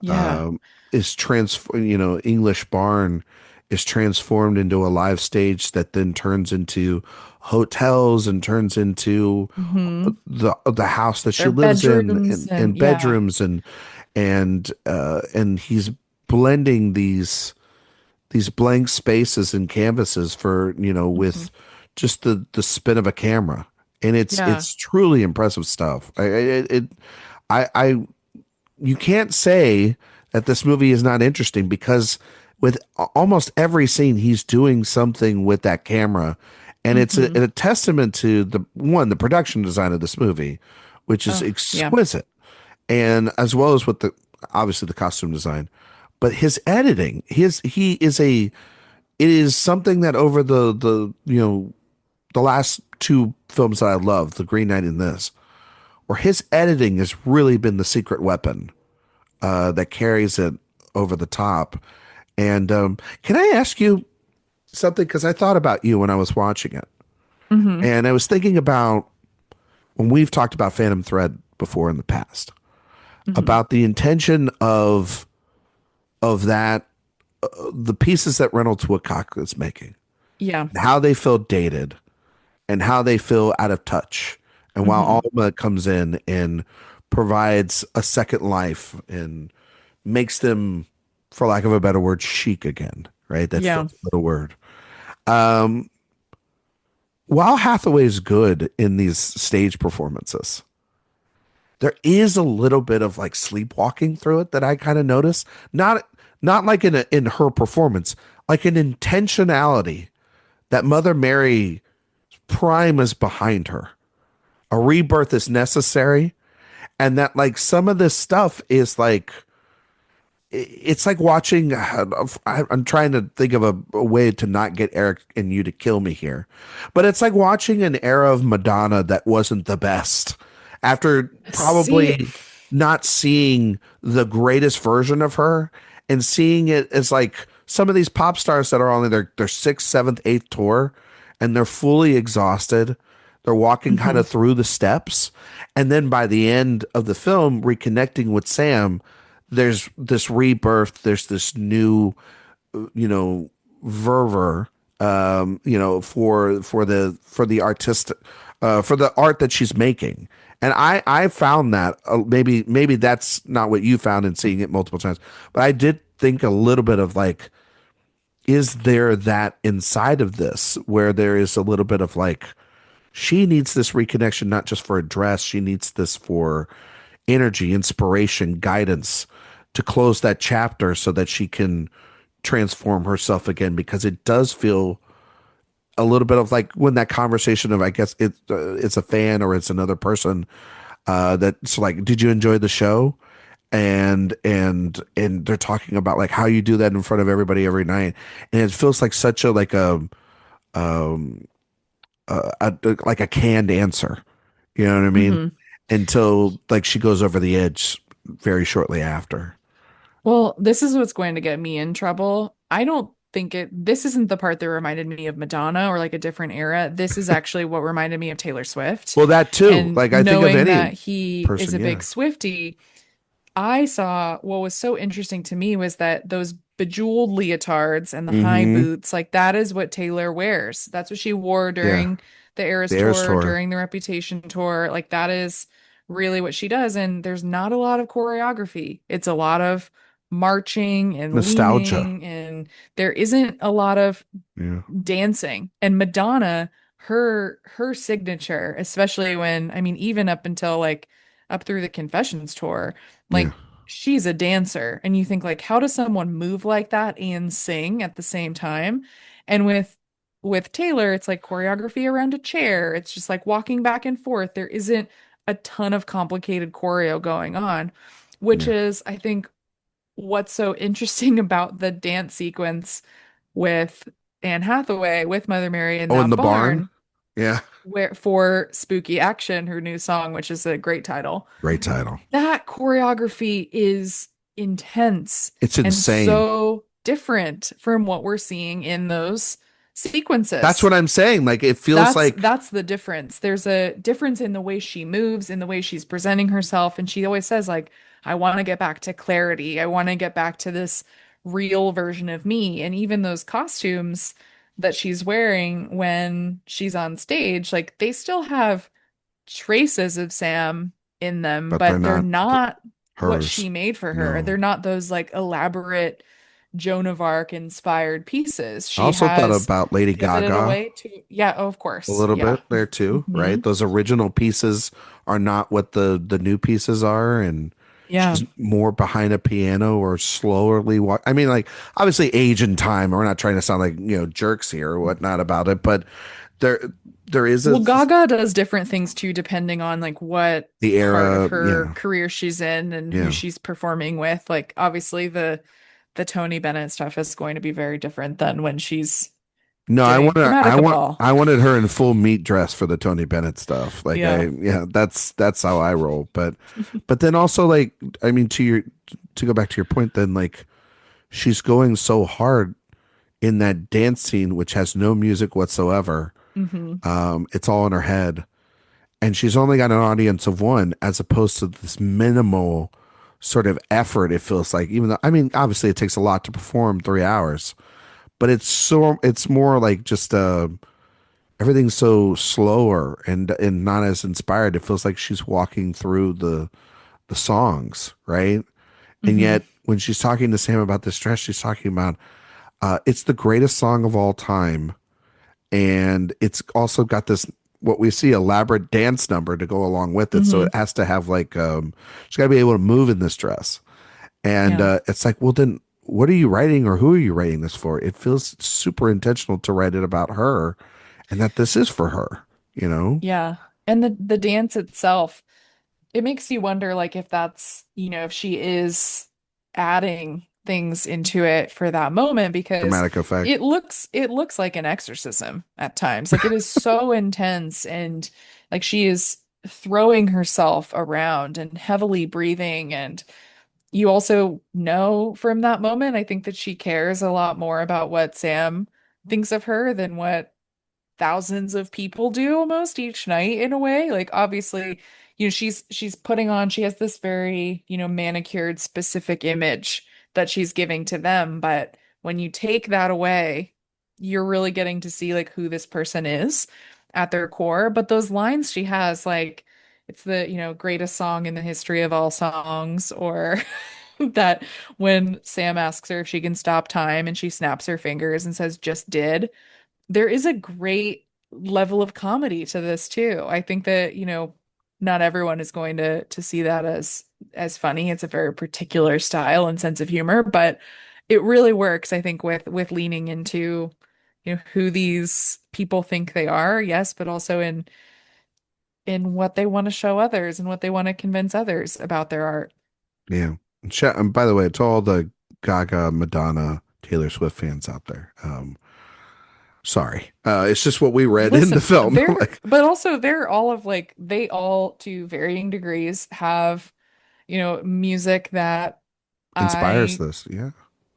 like connected with this and Yeah. parts of their personas and just the way that they, I think also with Taylor Swift, it's this idea of, reinvention and, always like when you think of your art and yourself as, wanting to, you want to be authentic and that's like a part of what you're saying to people, but also like I don't know if I believe that all the time, and that's okay. Like you're an artist, you don't have to do that, but I think when people view you in that kind of that way as a hero or an icon or almost like a religious figure, that's when it becomes really difficult, I think, Yeah. to maintain that.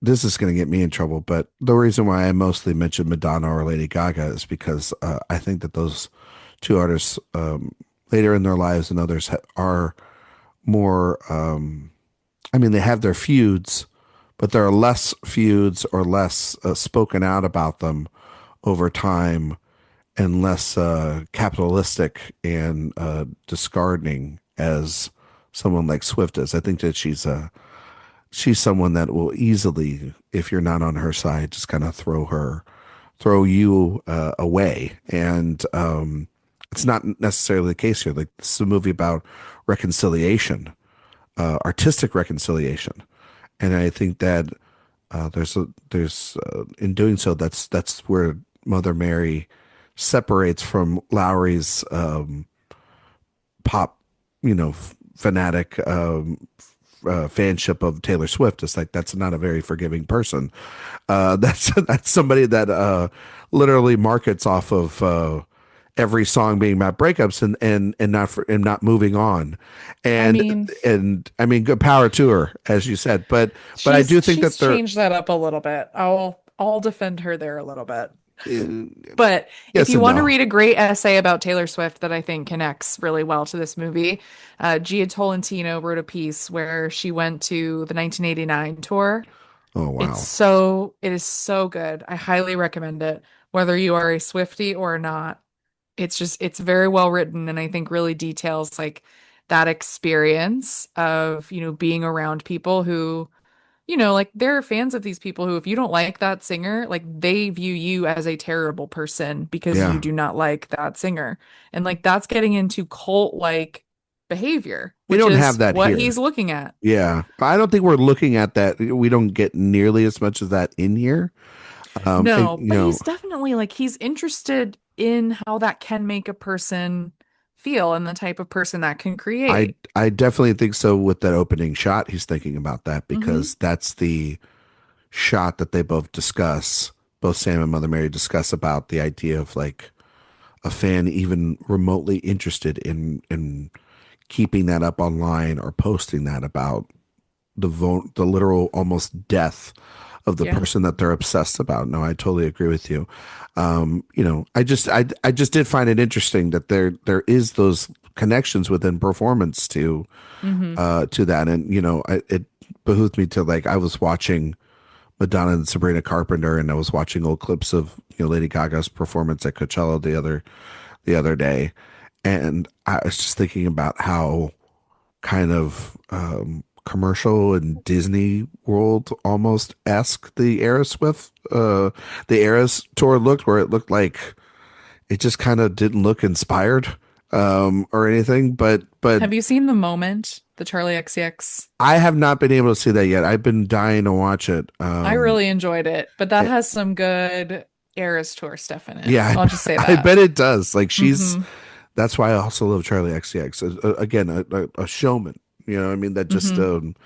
um commits to either I'm going to sing this song or I'm going to dance this entire way of the song. I'm not going to do both. And that's what I love about her. But no, and then I think that again, I think that we're about to be in a year of Hathaway. Hmm. I'd like to talk about Hathaway with Yeah. you for a second. I think you stubbed two of her films. You would stub Devil Wears Prada, and you would stub The Oh, Odyssey. yes.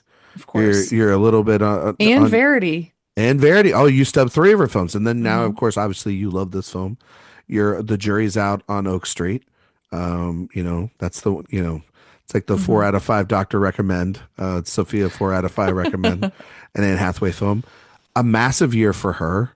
Hmm. Um, I mean, talk a little bit about her. Talk a bit about what like the kind of year she does. Obviously, like no, we're not pushing away Michaela Cole here at all. Who's absolutely fantastic. A Hmm. singular voice. I hope and pray to God she makes another television show. Hmm. One of the most interesting television shows HBO's greenlit in the last couple of years. And she's got this and the Christophers out right now, which I haven't Hmm. seen the new Soderbergh film yet. I'm dying to. I think Eric's seen it. You didn't get to see it yet, have you? The Christophers. I need to see it still. I still need to see it as well. Very excited about it. Heard nothing but glowing things again about her. But Hathaway's got 5 films this year, Sophia. Hmm. Uh, Big last time year. last time we saw her, there was only the idea of her because the idea of you was coming out. A truly demented film, Yeah. and yet uh, She's great in it though. she's great. I won't say anything about her co-star, Mr. No. He-Man, but Hathaway, big year. Hmm. Um, what do you expect from the rest of the year? Do you think will this be the highlight of her year, do you think? It's hard to say whether it will be the highlight of her year, but it's definitely, I mean, I wouldn't be surprised if this is actually her best performance. Performance? Yeah. She's definitely, I think here what's really cool about her role is that she's able to do so much. It's very physical. She's also, I think what's so great about it is I think she has this difficult task of playing Mother Mary on stage, playing Mother Mary in real life, seemingly, and creating an artist who understands who she is in both of those settings. But then also, I think Anne Hathaway understands how her own real life persona informs what people might see in this character because Anne Hathaway went through that in her career where people thought she was too much. They thought she had that theater kid energy and they wanted her to go away. I have never felt that way about her. I love Anne Hathaway and am happy to see her whenever she's in a film. So, it's a good year, I think, for her. I'm excited to see her, in The Odyssey, in Verity, of course. Like I said, I mean, I think The Devil Wears Prada 2 coming. I can't wait. That's just The Devil Wears Prada core text for me, and just getting to see her opposite Streep and Emily Blunt again. It's cool because it just shows and speaks to her versatility as an actress. Like you have a historical epic, you have a romantic comedy, you have whatever you want to classify Mother Mary as, surrealist horror, gothic drama. You can really call it what you A get out of it, state which and is pretty almost like cool. like a supernatural stage play. Yeah. Like there's another, Hmm. and then you've got The sci-fi a coming, like there's sci-fi so film much for coming, her. a book Hmm. film, that Yeah, will an make a airport crap thriller, an like, airport thriller that'll make a ton uh-huh. of money. Like she's about to have maybe the biggest year in recorded history. I mean, like obviously this movie's not going to break the box office records, but It's a fantastic performance from an auteur filmmaker. Hmm. She's going to make the film that kicks off the summer. She's a part of the ensemble of the film of the year, potentially, with the Odyssey, at least big budget film of the year, Hmm. where she's playing. I mean, what's Matt Damon going home to if not his wife? She has And to put up with him 20 years being gone from her. exactly, and I'm really curious to see how she plays that because the last time we saw her in Christopher Nolan films, she was great as Catwoman, and I defended her in Interstellar. I think she's wonderful in that film, and Hmm. I think that part of her career was when a lot of people, because she had won the Oscar and she had done the infamously Hosting the bad job at the Oscars. Yep. Oscars, and I think people wanted her to go away, but she's done a lot of supporting things, but then you see her, like you said, you see her with Streep and Blunt, you see her with Nolan, you see her, doing again a very audacious film probably from in Oak Street, and then doing Verity, which is I mean, hey, Kirsten Dunst is going to be in the what is it, the Get your Housemaid sequel. paycheck, Like you got you to get know? your paychecks, but it's also like she's going to be the headliner to get people to go see that movie, which is a very And popular book. she will eat this role up. The way this character is confined to a bed for a lot of But it, it's also like, but isn't it also a narrator in flashback. Oh, but she's it's a gonna be so great good. kind of bookend with this film because Hmm. when I was watching this film, while it's very serious at times, yeah, there's some funniness to it. There's some campy shit to this movie too. Like there's no way you can't because inside pop music there is a camp quality to in the sort of like over seriousness that turns silly within a pop diva or or pop music in general. I mean, Hmm. like you mentioned it earlier, the when she snaps her fingers and stop time, or when she says this is the greatest song of all time, or when she was literally walking out there and ripping off this dress, Hmm. to reveal herself as like pretty much just naked out on stage. It's hysterical. It's also just like, yeah, that makes total sense. It's the right Hmm. choice.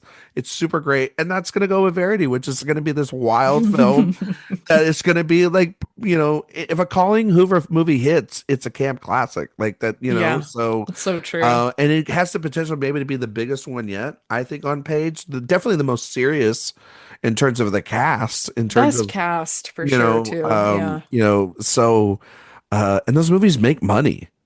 Like, what is it? The one that just came out with Micah Monroe or whatever? Reminders of him. That Yeah. made already like $70 million.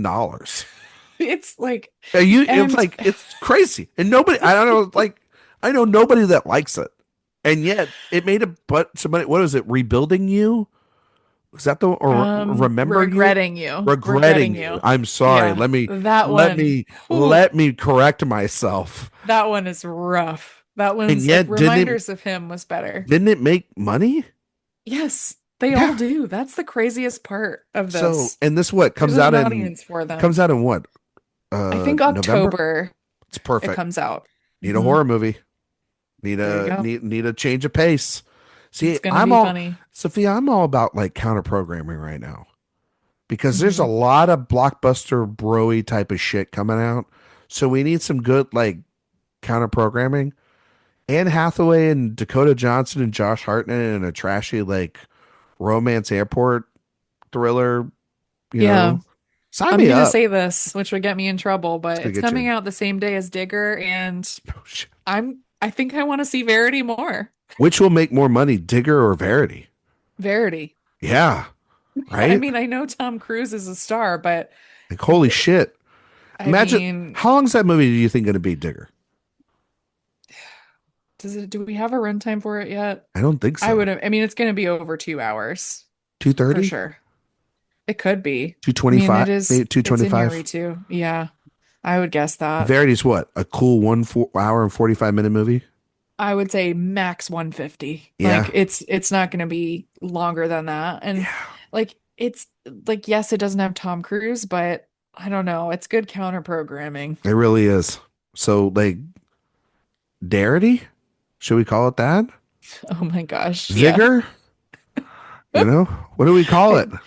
Yeah, I don't even know Darity. if this Let's is go with Darity. Darity. Let's go with That's Darity. Darity. We're gonna coin Yeah. that. That's gonna be Hmm. on somebody's IMDb page one day.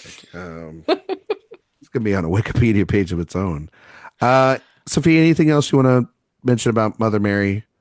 Where do you I want mean, Lowery to go next? yeah, that's a good question. I think with Mother Mary, I don't want to spoil it since I know it's not out everywhere just yet, but I think when this film pivots to into the horror part of it, I think it really works. It's pretty gross. Feels very witchy and gothic, which I love. As far as what Lowry does next, I don't know. I think I like this mode for him. I think I would actually want him to do another like rare adaptation. Oh, Like okay. something like The Green Knight again. Okay. I think that he's so good in those literary with the literary adaptations. And I think he could do something. I don't know the book yet, but I think he could really, really nail one. You know, he should make The Secret History, one of my favorite books that no one Ooh, can make because it's tied up, but the rights are tied up. But I think he could do a really good job with it. I see it on my bookshelf right over there. I think he should, because he kind of did it with a little bit with the old man and the gun, going back to sort of like the England by a Saints Hmm. route. I think he should make a Western, like a dark Western, That'd be good. because that's also kind of Oh, what the I Green love Knight The Old is. Man and the Gun. Yeah, it's such a, honestly, I don't know, not shout him out here, but Bill Simmons, Old Man and the Gun, it's got to be on your 50 next rewatchable. That movie is so rewatchable. It's under 90 minutes. Hmm. Imagine if we would have saw that was at Telluride a couple years before we went. Uh, That would be a perfect Telluride movie easily. hmm. And so yeah, I don't know either. I mean, honestly, the other thing I was thinking about is like, I know Robert Eggers is doing werewolf, but like David Lowery should be doing werewolf. Hmm. Something very, yeah, Something gothic like and dark. mythical and yeah, Yeah, dark. Hmm. just something, he's got a really good sense of pacing and for horror and for fantasy. I'd be very curious about what he does. He also, I mean, not that I think she's going to make every one of these, but like if Greta just like made the first Narnia film and then passed it on for like she wrote them, but Mm. then other directors made them. He could do one of those Narnia films for her if he wanted to, because Yeah. he's his sensibility of wanting to work within canon is not off limits either. Hmm. Um, I'd be down for anything he wants to do right now. Yeah. I'll see He's anything he makes. yeah, yeah. I'm just thinking about like who I would want to, because I don't think Scorsese's going to do The Wager, and Oh, he'd be great for that. he'd be really good for it just because he's got a real sense of style with the practical. Hmm. Yeah. You watch just what he did on the scale of like the Green Knight with that budget, and yeah, now Sophia's doing the same I'm thing I'm looking back doing, at my which is bookshelf. I'm looking at books as well, and I mean should wrap the We're show up, thinking but adaptations. Yeah. yeah, now this is going to just be a dangerous thing that we do while we're trying to wrap up the show. But he could do anything, or maybe a Cormac McCarthy novel, like Yeah. I Blood it's Meridian like would be really good he's for him. again, yeah, he's so versatile, which is Ah, why he and Anne Hathaway are such a good pair, I think. such a good pair. And Michaela Cole's again very fantastic in Oh, this. Everybody fabulous. else kind of like, just sort of like Hunter Schafer's kind of there, and Yeah, who's they're a just not central to it. I mean, Hunter Schafer's very funny. I think like in her, especially at the end of the movie, I think she's oh very my God, funny. gotta be like a candidate for like the silliest moment of the Hmm. year, right up Yeah. there with like where they just put that. That's why I tell you, some of this stuff is very funny and very silly.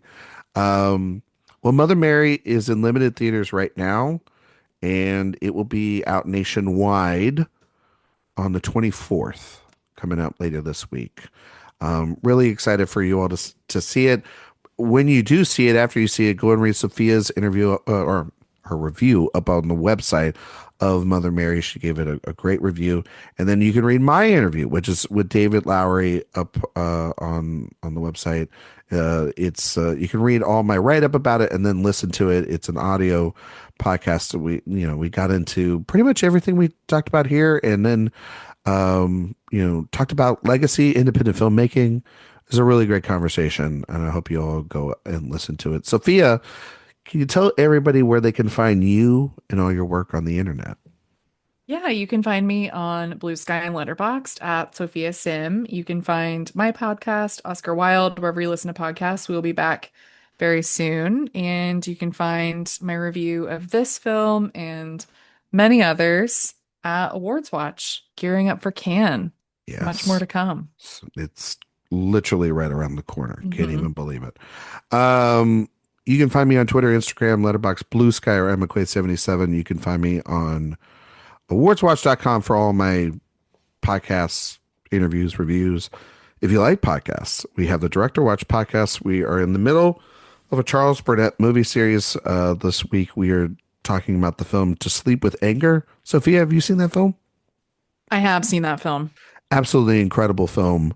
Mhm. One that sparked a great conversation between But myself there are and a few Jay. of his that I haven't seen, I'll say. That's the only film of his that I've seen. You should watch Killer of Sheep that was out last week. Then it's also up on the pod feed. And we'll be doing Annihilation of Fish next week. And then after that, we have a big movie series. We're not going to say what that series is yet, but it's pretty big.